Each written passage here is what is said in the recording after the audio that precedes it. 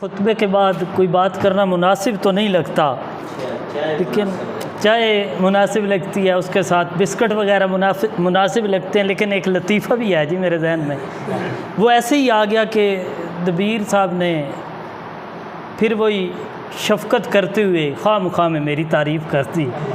तो मुझे ना एक आलमी अदब के अरबी अदब में मुल्ला नसीरुद्दीन साहब का ना एक लतीफ़ा याद आ गया। उन्होंने एक मरतबा ना गधा छत पे चढ़ा दिया। कच्चे कोठे थे, मकान कच्चा था, तो गधे ने ज़िद पकड़ ली अब नीचे नहीं उतरना। वो नीचे खींचते गधा ऊपर ही लातें चलाना शुरू कर दी। आखिर में क्या हुआ कि वो मकान जो छत थी ना वो गिर गई नीचे, गधा भी नीचे, मुल्ला साहब भी नीचे। अब लोगों ने कहा आपने ये क्या काम कर दिया कि गधे को छत पर ले गए।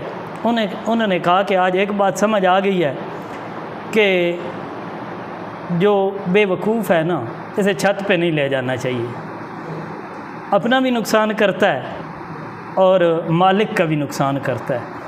तो इन्होंने मुझे छत पे चढ़ा दिया।